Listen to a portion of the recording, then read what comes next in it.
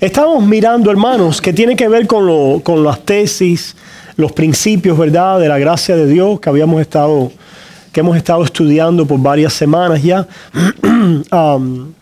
Y estamos mirando particularmente a la distinción y el uso, ¿verdad?, apropiado, funcionamiento de la ley y del evangelio. Es un tema que nos ha ocupado ya por varias semanas y queremos continuar desarrollándolo, y probablemente la semana que viene terminemos esta sección en particular que hemos estado estudiando.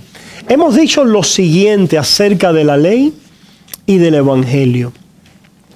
Hemos dicho, por ejemplo, que la ley revela el pecado, ¿verdad? Eso lo vemos, por ejemplo, en Romanos 3:20. Estas cosas ya las hemos tocado, por eso las voy a mencionar breve para entrar en el estudio de hoy. Pero bueno, lo que hemos visto ya en cuanto a lo que la ley revela es, número uno, que revela el conocimiento del pecado, ¿verdad? Romanos 3:20. El evangelio revela el conocimiento de la gracia de Dios, ¿verdad? Número dos, la ley revela la abundancia del pecado, ¿verdad? Romanos 5:20. Pero el evangelio revela la superabundancia de la gracia de Dios. Romanos 5:20-21. Hemos visto que la ley revela la muerte del pecado, pero el evangelio revela la vida del don de Dios, el regalo de la gracia de Dios. Hemos visto también que la ley revela la raíz o la madre, ¿verdad?, la base, como diríamos, de donde salen todo pecado en nuestra vida, pero que el evangelio revela el poder de la gracia de Dios. Y queremos venir hoy a ver cómo la ley también revela lo engañoso del pecado. Vamos a comenzar ahí hoy. Cómo la ley revela lo engañoso del pecado, y el evangelio o la gracia de Dios revela la honestidad, la transparencia de la gracia de Dios. Ok, número uno, la ley revela para esta noche el engaño del pecado. El pecado es engañoso. Nos busca engañar siempre. En otras palabras, el pecado no es algo que para nosotros es obvio y muy claro. El pecado trata de esconderse y de hacernos daño de una manera encubierta. Eso lo vamos a ver ahora aquí en este pasaje de Romanos capítulo 7, por ejemplo. Romanos capítulo 7, 10 y 11. Romanos capítulo 7, vamos a comenzar en el 9. Dice así, este es a propósito Pablo, que está narrando parte de su experiencia, ¿verdad? Vamos a decir su testimonio, pero con un grado profundo del conocimiento de Dios, ¿no? Él está explicando algo que es muy importante entender en cuanto al pecado. Y en Romanos 7, comenzando en el 9, dice lo siguiente: y yo sin la ley vivía en un tiempo, pero venido el mandamiento, el pecado revivió y yo morí. Pablo está diciendo que hubo un tiempo que él se consideraba vivo, pero dice que esto era cuando estaba sin la ley. Y uno puede decir, pero ¿cuándo es que Pablo estuvo sin la ley? Porque antes de Pablo ser conocido como Pablo, que era Saulo de Tarso, él era un judío, él era un fariseo, él era alguien que trataba de guardar la ley en toda su extensión, de tal manera que él consideraba que él estaba bien delante de Dios, porque él miraba la ley y al mirar a la ley se validaba delante de la ley para con Dios. ¿Qué quiere decir? Que se validaba. Imagínense que la ley fuera la ley de Dios, fuera un espejo. Y por la ley de Dios nos referimos a la ley moral de Dios. La ley moral de Dios, y más específicamente podemos decir que Pablo aplica esta frase, la ley de Dios, a no solamente el conocimiento de los mandamientos de Dios, sino la ley moral de Moisés, en el pacto de Moisés, donde el que no cumple la ley está condenado, ¿verdad? Ese es el concepto con el que Pablo está operando acerca de la ley. Dice Pablo entonces que él en un tiempo vivía o se creía vivo sin la ley. ¿Y por qué Pablo dice sin la ley? Porque en aquel tiempo él no entendía la ley. Vivía relacionándose con ella, vivía interactuando con los mandamientos de Dios como un judío, como un fariseo, como alguien que conocía la ley de Dios. Sin embargo, cuando él interactuaba con la ley, él delante de la ley salía bien parado. Se validaba a sí mismo. Decía, yo estoy bien, yo soy intachable. Conforme a estos mandamientos, yo veo que yo estoy agradando a Dios. Y eso es lo que quiere decir Pablo de cómo antes él pensaba que estaba vivo y vivía, pero era porque vivía sin la ley. Trataba con la ley, pero vivía sin la ley, lo cual quiere decir que no entendía la ley. Que estaba ciego en cuanto a la verdadera naturaleza de la ley de Dios. Por lo tanto, ¿qué estaba pasando? Que el pecado se estaba escondiendo en él. Él se estaba en su pecado justificando delante de Dios. La ley, él no la entendía de tal manera que le exponía su pecado, sino que utilizaba la ley para validarse delante de Dios. Aquí están los mandamientos y me parece que yo los estoy cumpliendo, estoy haciendo lo que se debe hacer. Dios entonces debe estar agradándose en mí. Se dice Pablo aquí entonces, yo sin la ley vivía en un tiempo, pero venido el mandamiento, el pecado revivió y yo morí. Se fija, vivía en un tiempo sin la ley, pero cuando la ley llegó, y mira lo que dice, cómo él lo dice, cuando el mandamiento, ¿qué? Revivió. Pero no estaba vivo ya el mandamiento, claro, siempre estaba vivo. Pablo es el que no lo percataba, él es el que no lo captaba, él es el que no entendía. Él es el que no podía aquilatar espiritualmente lo que esa ley le estaba revelando. Por eso decimos entonces que la ley revela el engaño del pecado. Porque sin la ley de Dios o con un mal entendido de la ley de Dios, el pecado siempre nos engaña. Y nos hace pensar que estamos bien. Y por eso es que la mayoría de las personas se justifican y dicen, yo soy una buena persona.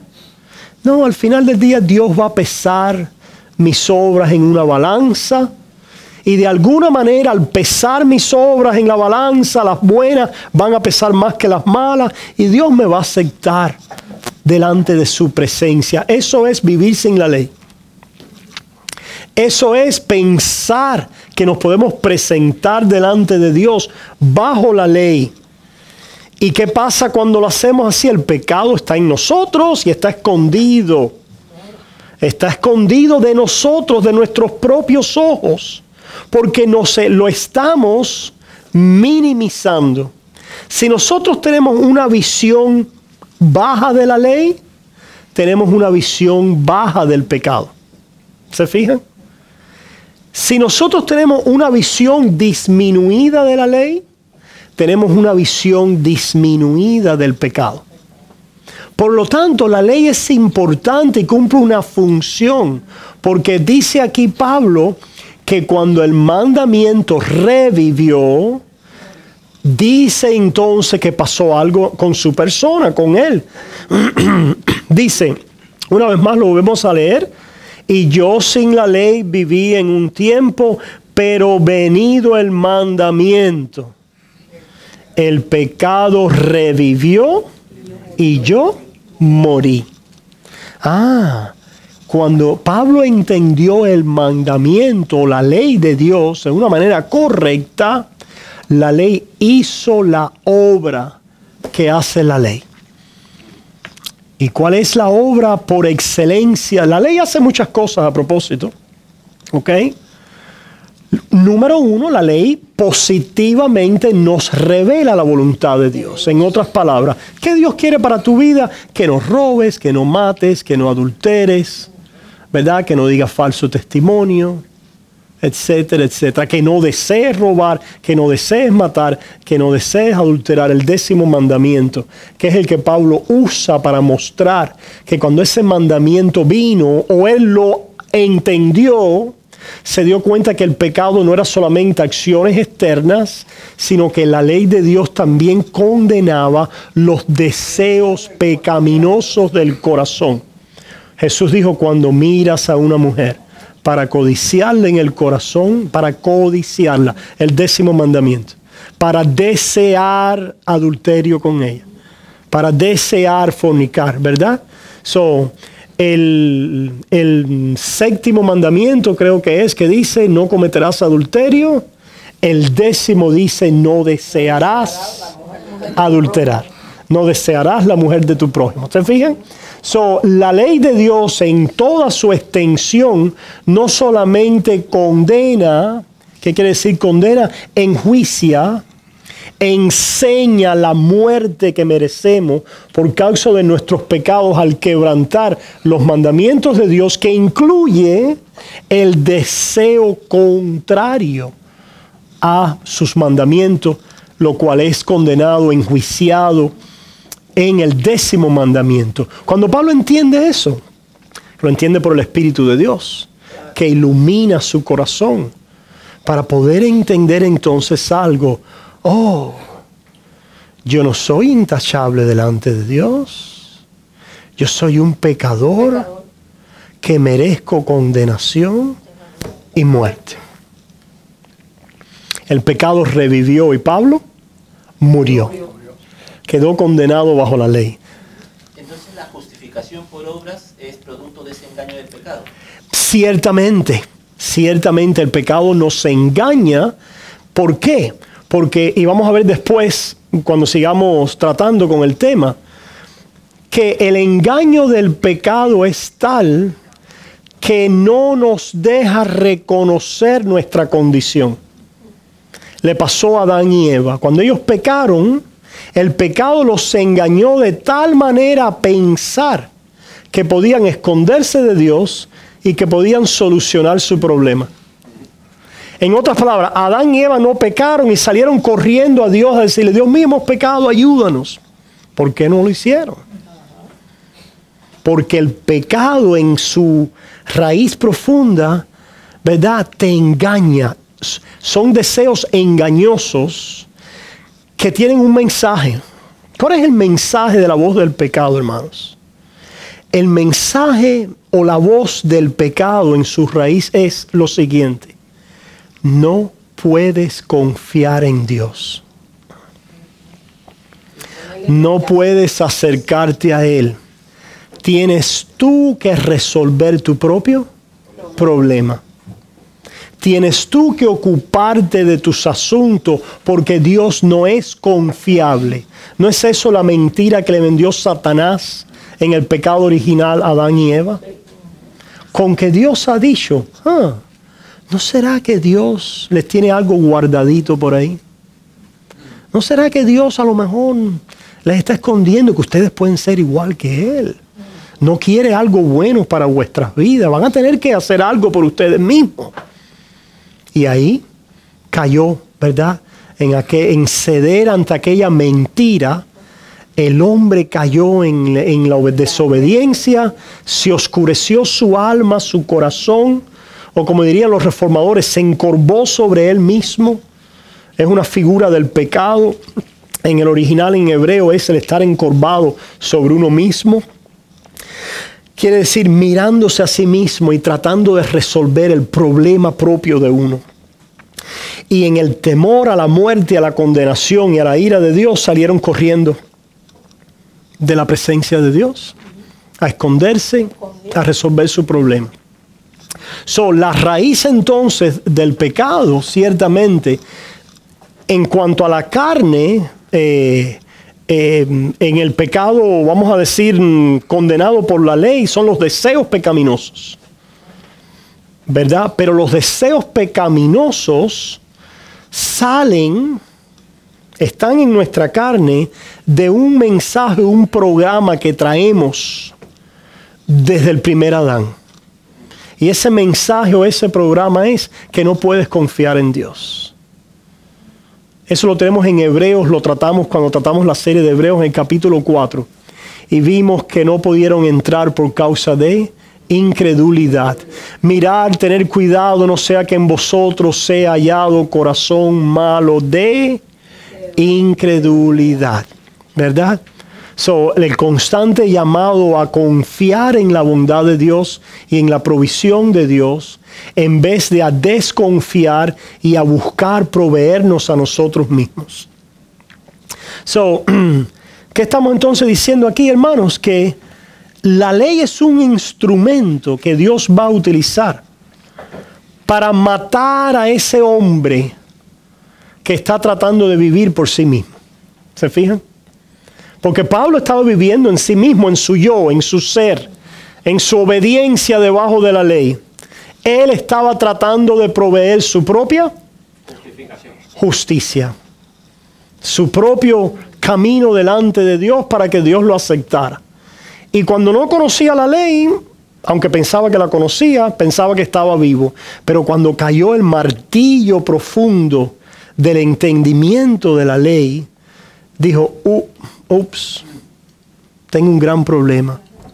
Soy un pecador y estoy muerto delante de Dios porque veo que hay deseos pecaminosos en mí. Y allí quedó entonces las pretensiones de Saulo de Tarso en sí mismo, hechas añicos delante de Dios. Y ahora estaba en la condición de poder clamar por un Salvador.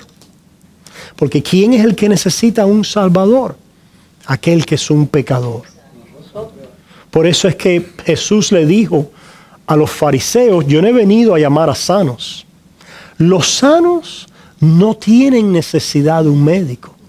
¿Quería decir eso que los fariseos estaban sanos? No. Ellos se creían sanos. Y al creerse sanos, no podían ver la provisión de Dios para perdón, para limpieza y justificación y vida nueva en Cristo Jesús. Porque ellos se pensaban sanos. Se creían obedientes a la ley de Dios. Y Saulo de Tarso era uno de esos. Yo he venido a llamar a pecadores al arrepentimiento. Y así comienza el arrepentimiento. Cuando entonces vemos, como dice Pablo aquí, el pecado revivió y yo morí. Y hallé, versículo 10, que el mismo mandamiento que era para vida, a mí me resultó para muerte. ¿Se fijan? El versículo 10 lo que dice. El mandamiento que era para vida. No, ciertamente pudiera ser para vida si tú lo cumples. La ley dice, si tú obedeces la ley, tienes vida. En otras palabras, el que obedece tiene bendición. El que desobedece es maldito. Así habla la ley. El que obedece tiene bendición. El que desobedece es maldito.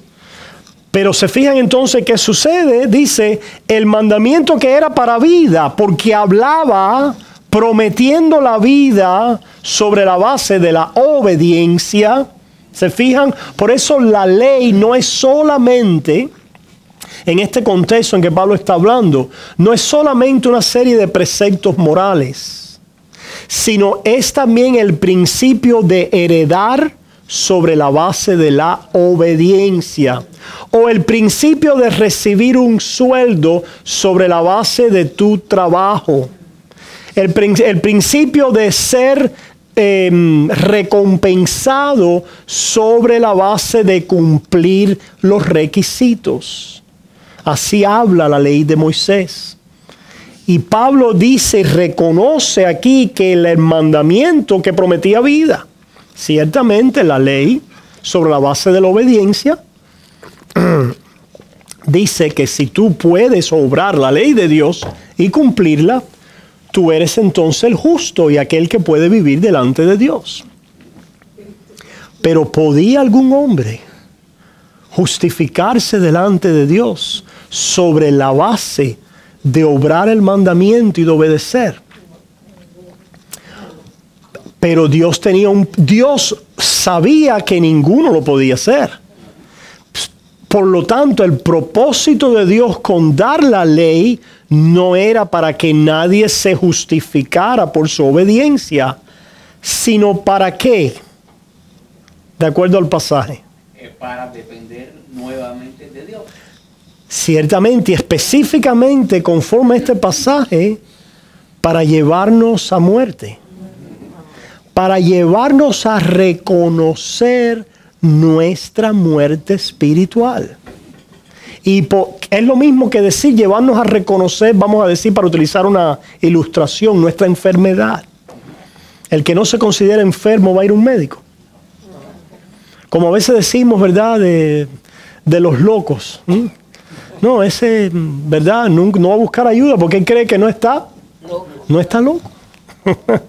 ¿Verdad? O no hay peor ciego, ¿verdad?, que el que no quiera ver. Ciertamente el ser humano, el pecador, para poder venir a salvación en Cristo, necesitaba el conocimiento del pecado, la convicción del pecado en su vida, la convicción de que estaba muerto espiritualmente, de que no podía salvarse a sí mismo, que delante de la ley perfecta, santa y justa de Dios, por mucho que él obraba, se quedaba corto de la gloria de Dios, que necesitaba un mediador entre Dios y los hombres, que necesitaba un salvador, alguien que viniera a su rescate. Pero para buscar el rescate tenía que darse cuenta que estaba ahogándose. Esa es la idea de la ley que nos lleva, ¿verdad?, y nos entrega la gracia de Dios en Jesús, porque nos diagnostica el problema. Decíamos, utilizamos la imagen de una placa o de un scan. Nosotros podemos pensar que estamos bien y de pronto nos hacen una placa o un scan en un ultrasonido y nos dicen, tienes piedra en los riñones. Pero nosotros no lo sabíamos. Tienes tal o nos hacen un análisis de sangre y nos dicen, tienes el colesterol alto. ¿Verdad? El hombre piensa que está bien hasta que viene el scan, la placa, el análisis, el examen, el diagnóstico de la ley y le dice, eres un pecador y mereces la muerte. Delante de la ley de Dios estás destituido de la gloria de Dios, mas la dádiva de Dios es vida eterna en Cristo Jesús. Y he ahí la correcta distinción, uso y aplicación de la ley y del evangelio. Que entonces la ley que siempre nos enseña la voluntad moral de Dios y lo que Dios pide, no obstante, siempre nos acusa. Siempre expone y muestra nuestro pecado. ¿Para qué? Dice entonces aquí, a mí me resultó para muerte. Versículo 11, porque el pecado, tomando ocasión por el mandamiento, me engañó y por él me mató. Me engañó y por él me mató. Vemos entonces que la ley es útil y buena. ¿Por qué? Porque aquel pecado que se quiere esconder, o vamos ahora a darle un nombre, vamos a personalizarlo, aquel viejo Adán que quiere andar escondido y que nosotros no le confesemos, que siempre se está escondiendo, la ley es útil para decirle: muerto eres, inmundo eres, condenado eres, acusado eres. ¿Te fijan? Hay un problema entonces con aquellos, o cuando queremos mirar a la ley para validarnos en ella. Para directamente, cuando vemos el mandamiento, decir: y yo hago esto, por lo tanto puedo asegurarme de que yo soy un hijo de Dios. ¿Se fijan? No somos asegurados así. Cuando la ley hace su efecto propio en nuestras vidas, lo que hace es que a la carne o al viejo Adán en nosotros le dice: eres un muerto y apestas. Eres digno de muerte. Eres enjuiciado, eres culpable. ¿Se fijan? ¿A quién se lo dice? Al hombre adámico, a la carne, al pecado. Para entonces nosotros salir, ¿a quién? Buscando al Salvador. Buscando a Cristo. ¿Cómo salimos buscando a Cristo? Y esto siempre sucede, no solamente al principio de nuestra salvación, sino durante toda la vida de nuestra salvación. Siempre la ley que nos dice lo que debemos hacer y es nuestra regla de conducta y práctica, siempre está enjuiciando a la carne en nosotros. ¿Por qué? Porque esa carne quiere siempre esconderse para hacer su obra malvada. Pero nosotros somos llamados a confesar ese pecado. Confesar ese pecado corriendo a Jesús. Por lo tanto, no nos validamos, o la fuente de validación no es la ley. La ley es la fuente de enjuiciamiento. Para en Cristo entonces ser validados. ¿Qué pasa entonces? Vamos allá a la pregunta. Cuando entonces yo veo la ley y reconozco la mortandad que mora en mis huesos, en mi carne, en mis miembros, mi pecado, y reconozco y digo: oh Señor, soy un pecador, ten misericordia de mí. Señor, perdona mis pecados. Oh Señor, ayúdame. Gracias por Jesucristo, mi Salvador. Ahora yo vengo a validarme ¿en quién? En la persona de Cristo. ¿Se fijan? La ley hace su obra sacando a luz al hombre antiguo de muerte, al hombre de pecado. No lo esconde, sino lo expone y le dice: tú mereces juicio, el juicio de Dios, la condena, la muerte, pero Cristo murió por ti. Cristo murió a tu favor, para que ese hombre de pecado, aunque está en tus miembros, ya tú no seas condenado, porque Cristo tomó tu lugar.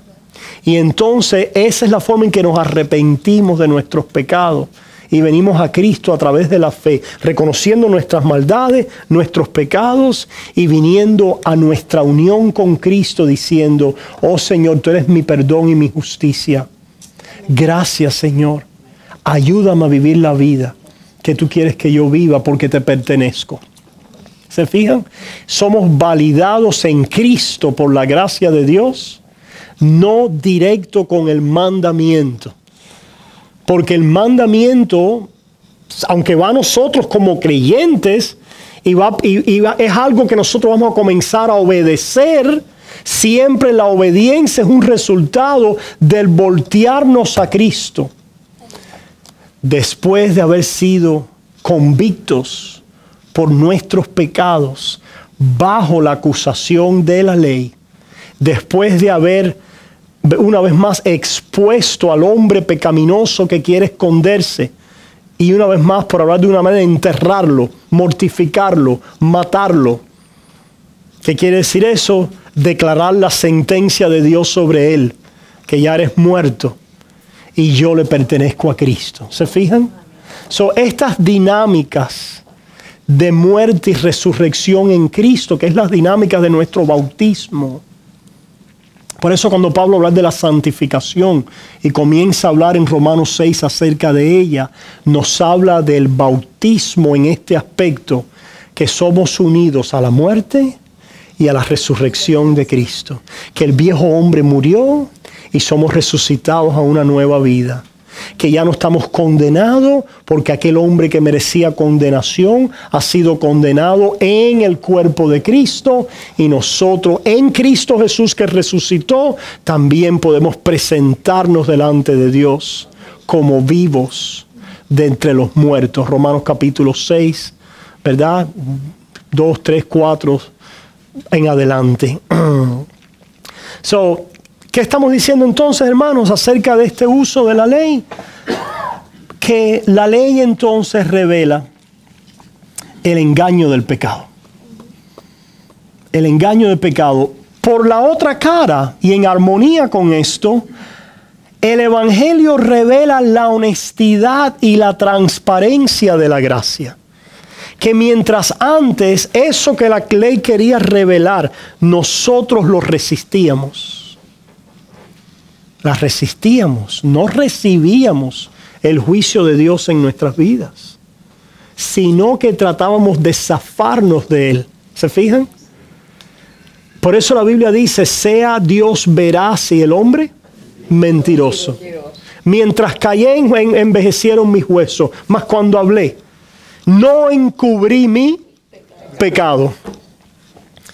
Finalmente, la gracia de Dios, por el Espíritu de Dios y la revelación del Evangelio, nos permite la transparencia y la honestidad de la gracia.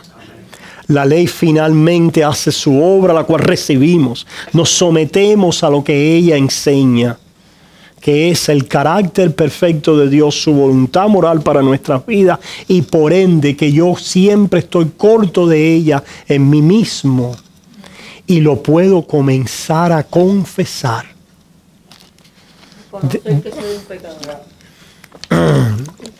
Y es lo que Pablo hace en este pasaje. Miren ahora la transparencia brutal, la honestidad diáfana de la gracia de Dios en la vida de Pablo, que antes se hacía un super santo. Y ahora dice, yo soy el primero de los pecadores. Pero por la gracia de Dios, aquí voy yo. Por la gracia de Dios. Pero le permite entonces comenzar a ver una realidad acerca de Él, que mora en sus miembros. Y ahora como la puede enfrentar y la puede reconocer por el poder del Espíritu, puede comenzar a ganar victoria y frutos del Espíritu sobre ella. Y esto siempre es la lucha del creyente, que en incredulidad no podemos reconocer el veredicto y el juicio de Dios debajo de su ley para salir a independencia mayor a Cristo, sino que siempre estamos tratando de preservarnos, de protegernos, de cuidarnos, de proveernos a nosotros mismos, de mejorarnos a nosotros mismos, de aparentar que somos mejores de lo que somos o de alguien. ¿Se fijan? Hasta que finalmente, poco a poco, ¿verdad? Por la gracia de Dios, y esto no termina nunca. Si Dios nos enseñara de pronto, con profundidad, la pecaminosidad de nuestra carne, porque a medida que entendemos la profundidad del pecado, podemos entender que, claro, si el pecado fue tal que necesitó la muerte del Santo Hijo de Dios, quiere decir que el pecado entonces es profundo y serio. Grandísimo. Más de lo que podemos percibir. En la medida en que Dios, por su Espíritu y en la gracia, nos hace ver más ese muerto en mis miembros por el pecado, nos hace aquilatar más el sacrificio y el amor de Dios y la profundidad del significado de la gracia de Dios al enviar a su Hijo a morir en la cruz por nosotros. Ciertamente. Entonces miren aquí, hermanos, ahora la honestidad o la transparencia de la gracia. Dice aquí, comenzando en el versículo, vamos a comenzar desde el 14. Desde el 14 del 7, sí. Dice, porque sabemos que la ley es espiritual, mas yo soy carnal, vendido al pecado. ¿De qué está hablando Pablo aquí? De su pecado, de la carne, del Adán, ¿verdad? Sigue diciendo, porque lo que hago no lo entiendo, pues no hago lo que quiero, sino lo que aborrezco, eso hago. ¿Por qué sabemos que está hablando Pablo aquí, el creyente? Porque Pablo reconoce que cuando él peca, lo hace contrario a lo que él desea hacer. A veces el pecado nos trae a hacer las cosas malas. Correcto, porque lo que desea hacer el Hijo de Dios es obedecer a Dios. Hacer bien. Sin embargo, el Hijo de Dios encuentra una frustración en su vida, que es que aunque él desea hacer el bien conforme a todos los mandatos de Dios, el pecado está presente en él y frustra esos designios de tal manera que no podemos perfecta y completamente hacer lo que Dios pide de nosotros. Por eso es que dice su palabra, el que dice que no tiene pecado, le hace a Dios mentiroso y la verdad no está en él. En otras palabras, le hace a Dios mentiroso, la ley no ha venido a hacer su obra, por lo tanto no puede confesar el veredicto de la ley sobre su vida, y la gracia de Dios no lo ha llevado a poder decir, sí, soy pecador, pero Cristo me perdona y me salva y me renueva. ¿Se fijan?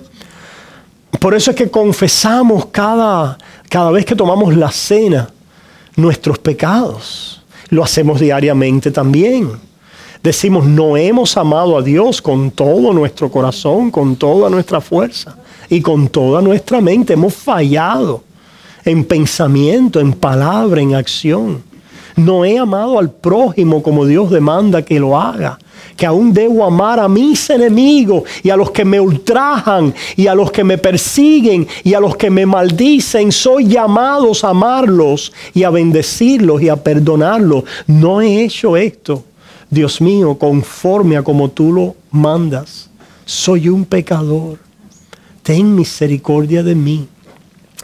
Pablo está viendo esta lucha en él mismo. Que el cristiano vive en una lucha, ¿verdad? No te sorprendas en ver la lucha. Si no hubiera lucha, no eras cristiano. Fíjense que hasta por los que le somos cultos. Ciertamente, el pecado es tan engañoso que a veces no sabemos ni siquiera de qué manera nos está afectando. Ciertamente. ¿Por qué? Porque la carne siempre está tirando para lo malo, pero el Espíritu nos quiere llevar siempre ¿a qué?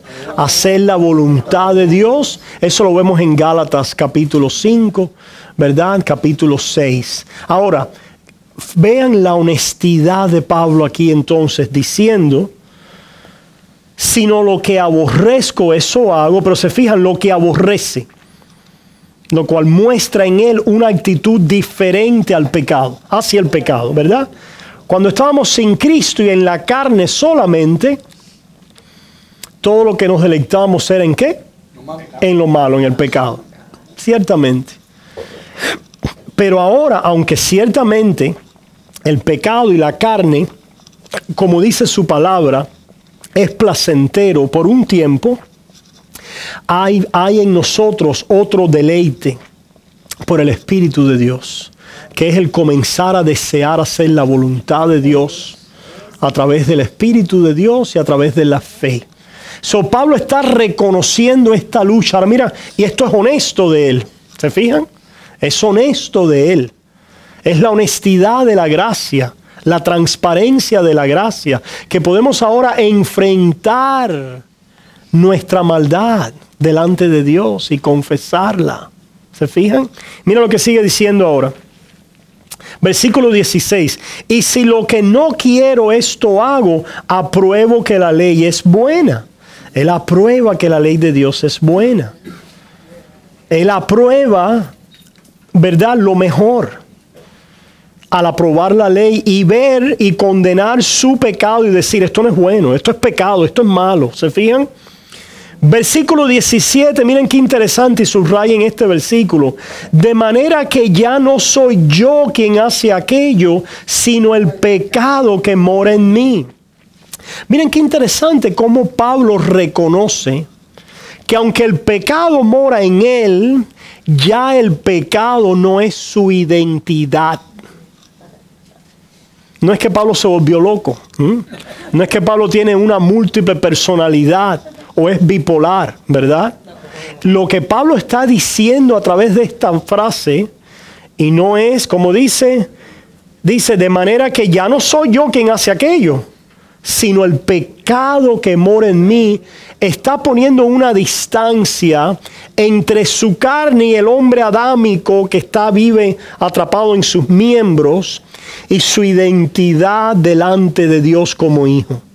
Dice, aunque yo puedo ser honesto con mi pecado y reconocerlo delante de Dios, yo sé que yo soy de Cristo. Que yo le pertenezco a Él. Que ya ese hombre que veo en mis miembros está muerto. Aunque está operando y moviéndose, pero está muerto delante de Dios. Dios no lo cuenta en mi contra, porque ya he sido justificado en Cristo. Soy una nueva criatura en Él, unido a Él, a su muerte y a su resurrección, a través de la fe. El que hace estas cosas, ciertamente es el hombre, la naturaleza antigua, pero ya condenada y que va pasando y que quedará atrás. Porque ya yo soy una nueva criatura y vivo ahora en Cristo Jesús. ¿Se fija? La honestidad y la transparencia de la gracia. ¿Por qué es que Pablo puede decir eso? Porque esta identidad lo sostiene. El que no es sostenido por la identidad de la gracia, que es la identidad de nuestra unión a Cristo, tiene que sostenerse a sí mismo. ¿Se fijan? Cuando Cristo no nos sostiene en su gracia, nosotros tenemos que sostenernos a nosotros mismos. ¿Se fijan?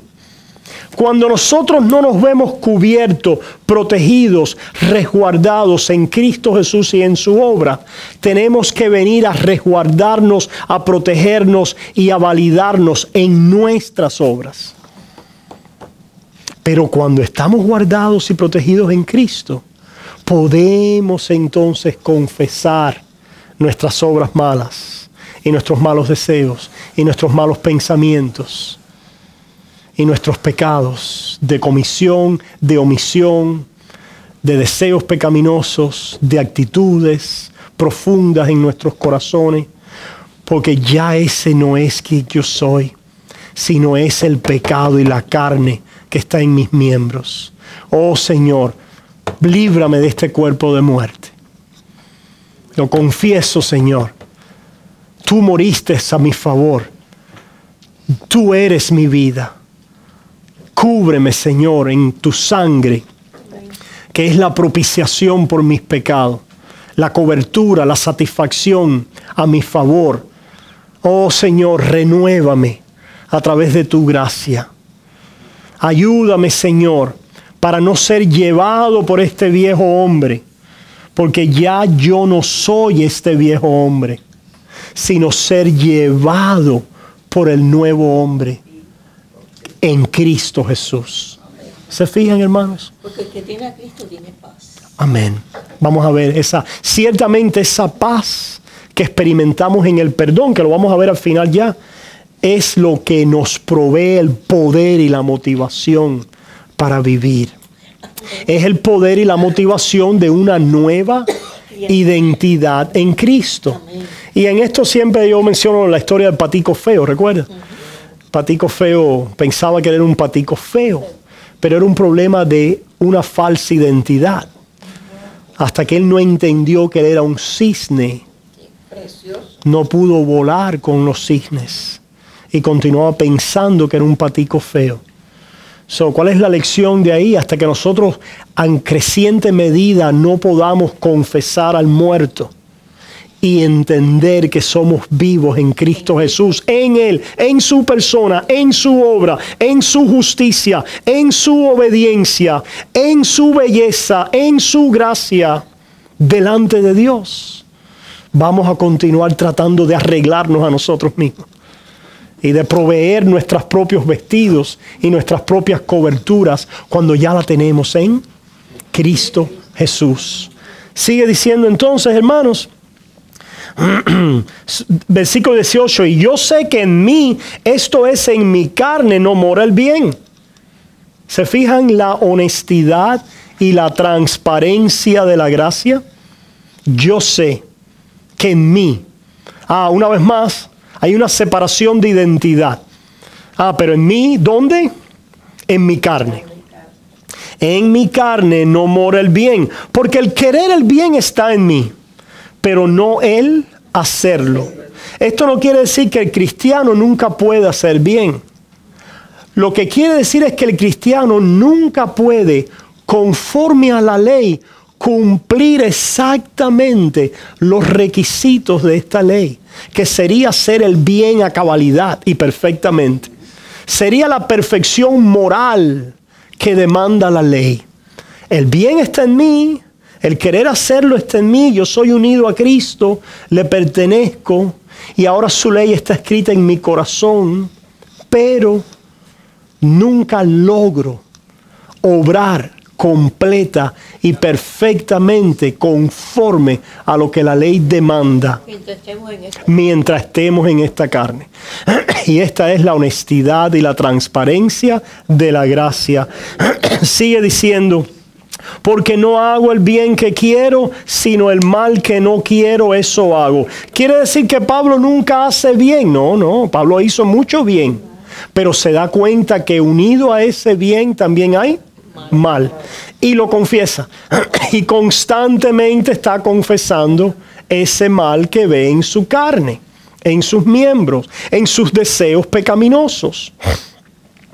Sigue diciendo, versículo 21, así que queriendo yo hacer el bien, hallo esta ley que el mal está en mí. Una vez más, la honestidad y la transparencia de la gracia. Continúo viendo en mí el pecado. ¿Se fijan? Porque según el hombre interior me deleito en la ley de Dios, claro. Porque soy una nueva criatura. Porque he nacido de nuevo. Apruebo la ley de Dios. Me doy cuenta que es lo bueno, lo justo y lo santo. Y desearía hacerla en toda su extensión y amo y me deleito en los mandamientos de Dios. Sin embargo, esa misma ley continúa acusando, exponiendo y trayendo a la luz el mal del hombre antiguo que mora en la carne. ¿Se fijan? El cual confieso siempre, el cual ya no miento, sino confieso, ¿verdad? Dice entonces, versículo 23, pero veo otra ley en mis miembros que se rebela contra la ley de mi mente, que me lleva cautivo a la ley del pecado que está en mis miembros. Veo otra ley en mis miembros que se rebela contra la ley de mi mente y que me lleva cautivo a la ley del pecado que está en mis miembros. Él se da cuenta, Pablo, que en esta vida no puede zafarse de la carne, que ella está en sus miembros. Yeah. Pero Pablo termina ahí, no, porque Pablo dice todas estas cosas en confesión. Oye, imagínate tú que Pablo diga todas estas cosas, el apóstol de los gentiles, ¿verdad? El gran apóstol, escribiéndolo a una iglesia que ni él ha conocido, los romanos. Y trae esta honestidad a esta iglesia, ¿verdad? Y por supuesto nos ha servido a todos nosotros, pero él dice todo esto. ¿Por qué? Porque mira lo que dice ahora. Miserable de mí, ¿quién me librará de este cuerpo de muerte? Hermano, este grito Es el grito del creyente todos los días. El grito del creyente que está mortificando a su carne. ¿Qué quiere decir mortificar a la carne o mortificar el pecado? Mortificar a la carne o mortificar el pecado es matarlo. Matarlo. Nosotros somos llamados a matar el pecado, a matar la carne. ¿Cómo lo hacemos? Ciertamente somos llamados a, si estamos robando, a dejar de robar. Pero para poder tener un fruto de obediencia que le diga a mi mano, no tienes que llevarte eso porque no es tuyo, tiene que haber primero una mortificación en la conciencia o en la mente. ¿Cuál es esa mortificación del pecado en la conciencia? Que trae frutos de mortificación en la práctica. Miserable de mí, ¿quién me librará de este cuerpo de muerte? Gracias doy a Dios por Jesucristo, Señor nuestro. De esta manera, en mí hay un cuerpo de pecado que es muerte. En la conciencia, ¿verdad? Ahora venimos a reconocer, a confesar y a declarar esa muerte de nuestro pecado que estamos viendo y decir, yo no me puedo librar de ella y de su condenación, pero Cristo dio su vida para salvarme y perdonarme. Por lo tanto, ya yo no soy este hombre antiguo. Este hombre antiguo está muerto. Soy una nueva criatura en Cristo. ¿Se fijan? Hay una mortificación primero, ¿dónde? En la conciencia. En la conciencia donde ese hombre de pecado es mortificado. ¿Qué quiere decir? Es muerto. Despojaos del hombre antiguo que está viciado conforme a los deseos engañosos y revestidos del hombre nuevo creado en Cristo Jesús.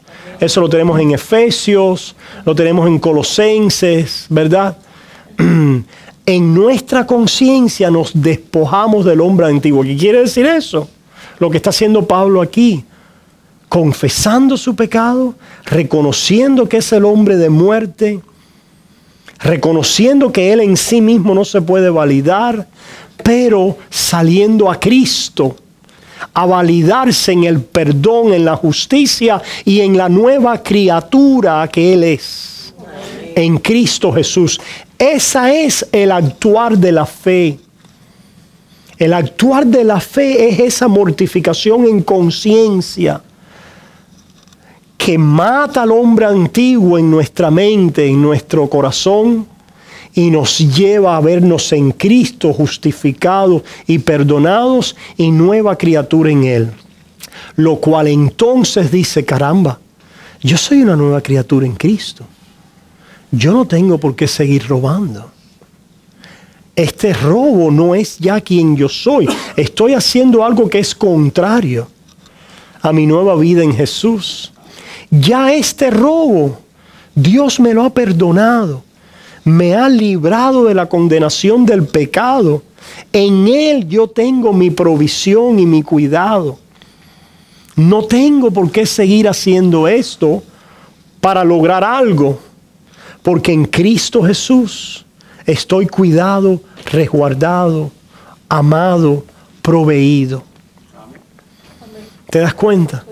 Y entonces, hermano, esa es la mente de Cristo que da frutos en contra del pecado, que produce en nosotros un deseo santo y piadoso, que ahora viene no por temor a la condenación o al qué dirán, sino por amor.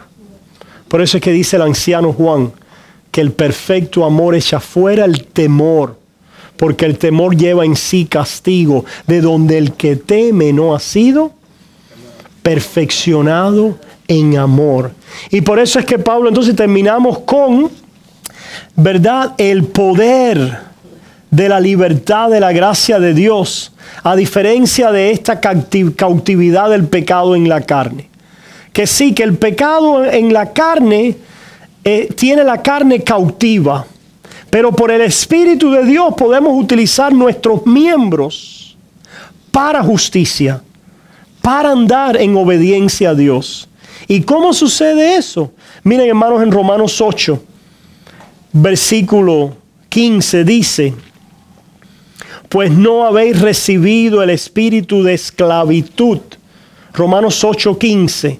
Pues no habéis recibido el espíritu de esclavitud para estar otra vez en temor, sino que habéis recibido el espíritu de adopción, por el cual clamamos Abba Padre. ¿Se fijan? ¿Qué es lo que nos esclaviza al pecado? El temor. El temor a la muerte. El temor a la condenación. El temor a la ira de Dios. El temor al qué dirán. El temor a lo que me van a quitar. El temor a la ley de Dios, por ende a la condenación de Dios. Cuando Dios remueve de nosotros su ira a través de la fe en Cristo, remueve de nosotros el temor y nos asegura en la adopción de hijos. Tú eres mi hijo amado. No tienes por qué ir por el camino del pecado, porque tú me perteneces. Yo te compré para mí, te he comprado con precio, te he santificado, te he limpiado. Te he comprado con precio, eres mío, eres mi hijo amado. Tú tienes en mi vida, y ese camino de pecado es camino de muerte. ¿Se fijan? Por ese lenguaje de nuestra adopción en Cristo y de la no condenación y la liberación del temor, somos finalmente librados para servir a Dios. ¿Por qué? Porque ahora, aunque continuamos, vemos nuestros deseos pecaminosos y el hecho de que continuamos muchas veces tropezando con el pecado, confesamos, no escondemos, reconocemos, somos honestos delante de Dios, no nos engañamos y tratamos de engañar a Dios. Y venimos ahora en la confianza de hijos, pidiéndole a Dios su perdón y su renovación a través de su perdón. De tal manera que si ya Cristo me ha perdonado, yo puedo pararme otra vez delante de Él a servirle. Ya la condenación, el infierno, la muerte, no es en contra mía, porque ya en la carne de Cristo, mi carne quedó condenada. Puedo volverme a presentar delante de Dios como vivo de entre los muertos. Oh Señor, una vez más vengo. La fe entonces es algo testarudo, algo persistente, algo que permanece, porque nadie puede arrancar esa fe de nuestro corazón. El Espíritu nos da testimonio de que somos hijos de Dios al darnos convicción de nuestro pecado y vernos en Cristo proveídos y guardados en Él, lo cual hace que vengamos una otra vez delante de Dios diciendo: perdóname, soy tu hijo. Esa es la fe. Gracias, Señor, por recibirme. Y a través de esa fe, Señor, te quiero servir una vez más, porque me deleito en ti, porque sé que te pertenezco y soy un esclavo, un siervo de la justicia. ¿Se fijan?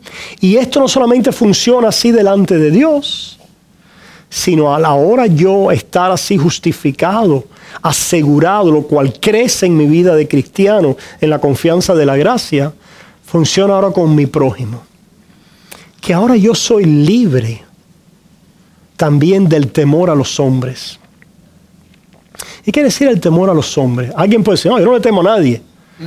El temor al qué dirán, el temor a no recibir ciertos beneficios, el temor a que si chismean de mí, el temor a que si me quitan esto o aquello, el temor a que si no me tratan como deben tratarme, el temor al hombre, el temor que me hace buscar el aplauso de los hombres.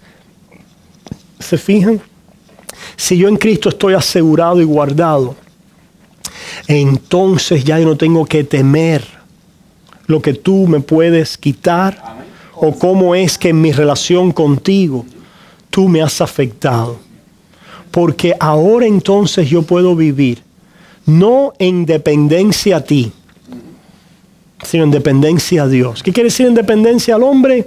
Hermanos, cuando el hombre no está asegurado en el amor de Dios y no está creciendo en ese aseguramiento, el hombre va a vivir en dependencia a otro hombre. En dependencia a otro hombre. ¿Qué quiere decir eso, hermanos?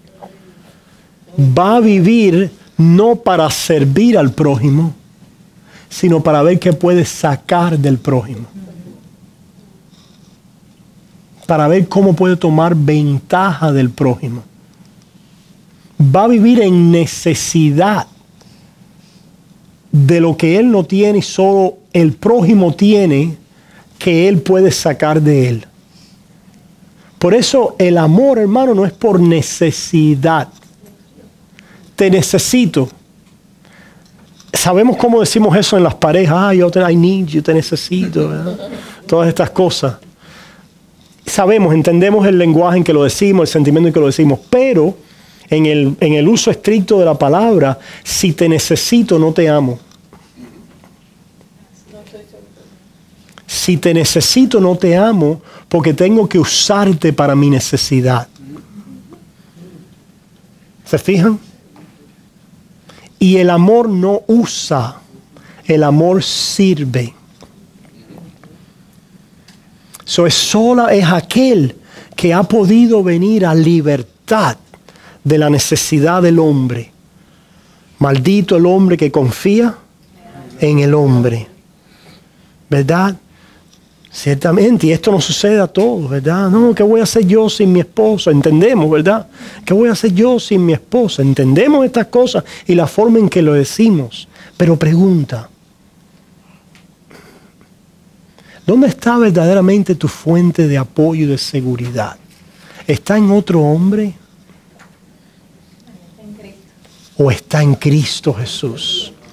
Porque es solamente estando en Cristo Jesús que puedes ahora no extorsionar a aquel que necesitas o manipularlo para sacar tu beneficio. Oh, tú me completas a mí. ¿Completo? ¿Sí? Eso sin mí tú no estás completa. Quiere decir, me necesitas a mí para tú estar completa. Pero para tú servirme a mí necesitas tú estar completa sin mí. Para tú poder servirme a mí, necesitas estar completa en ti mismo. Porque si no, tienes que tomar una parte de mí para completarte a ti, lo cual quiere decir que me estás, ¿qué? Usando. ¿Se fijan, hermanos? Nuestra ancla debe estar en Cristo Jesús. Y la medida en que más estemos asegurados en Cristo Jesús, mejor vamos a poder amar a nuestro prójimo. Porque ahora yo no necesito algo de ti, sino vivo para darte lo que yo tengo. Y quién yo soy. Y puede que no sea mucho, pero es quien yo soy, lo que tengo. Y tú no me vas a sentir mal porque no puedo darte más y tú me sigues demandando y me sigues. Yo te amo como la forma en que yo soy llamado a amarte y trato de mejorar y de amarte mejor, etc. Pero tu manipulación no me hace sentir a mí un miserable, ¿verdad? Tu control no me domina a mí. Yo soy libre para poder amarte, para poder amarte. Y esto, hermanos, es lo que hace que en las relaciones pueda haber verdaderamente una intimidad. Lo que pasa por intimidad en relaciones muchas veces no es más que una codependencia y una manipulación del uno al otro. Yo mantengo a la vieja feliz para que todos en la casa puedan estar, ¿qué? Feliz. Mi felicidad, ¿verdad? Si ella está feliz, entonces es que todo el mundo puede estar feliz, porque si ella no está feliz, le hace la vida miserable ¿a quién? A todos. Cuando esa persona no debiera hacer la vida miserable a nadie, sino vivir para la felicidad de quién, de otros. Ese es el amor. El amor se entrega, el amor no busca lo suyo. pero necesitamos lo de nosotros. Nadie puede dar lo que no tiene. Y si el amor no busca lo suyo, ¿de dónde se alimenta el amor? Que no buscó lo suyo. Porque nada le puede ser quitado. Dios es el Dios que dice que se deleita en dar. Es el Dios que da. De tal manera amó Dios al mundo que dio. Y al dar, aunque le fue costoso su sacrificio y precioso, no se robó él de nada. Él continuó siendo Dios, lo hizo por amor. Se entregó por amor. Nosotros recibimos. Por eso es que decimos que la fe, la mano de fe es una mano que recibe. Y nunca puede ser condicionada la mano de recibir al dar. Al dar. Porque la fe constantemente recibe de Dios. Cuando yo le digo a Dios, te traigo este billete para pagarte, o esta obra, o este sacrificio, dejó de ser fe y es obra. Y dice Romanos 4 que ya no es por gracia. ¿Se fijan? Porque es como un pago, lo que estás trayendo, un pago para que Dios te recompense. La mano de fe crecientemente es simplemente la mano que recibe de Dios. Porque Dios es el dador de toda buena dádiva. Toda buena dádiva, todo don perfecto procede de arriba. Dios da y nosotros recibimos. Porque yo no vine para ser servido, sino para servir y dar mi vida en rescate por muchos. ¿Se fijan? Hay una acción en la iglesia para crecer y en el pueblo de Dios y en nuestra vida espiritual que necesita recibir. Dios se glorifica en darle a aquellos que no tienen en ellos mismos.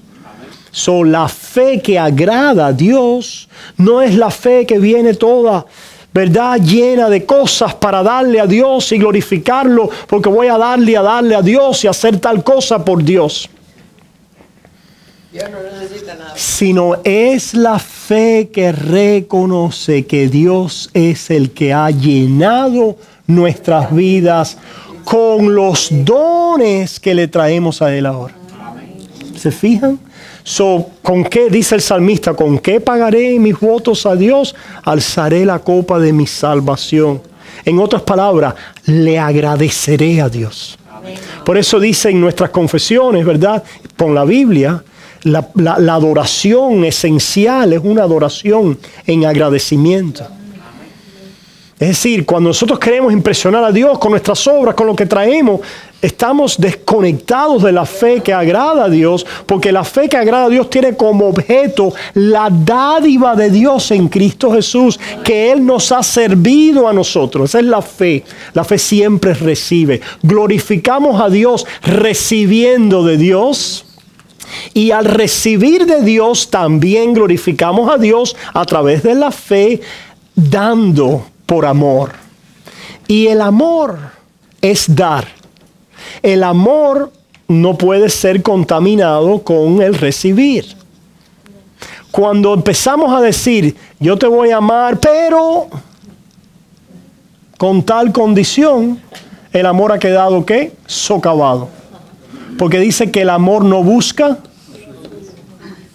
lo suyo.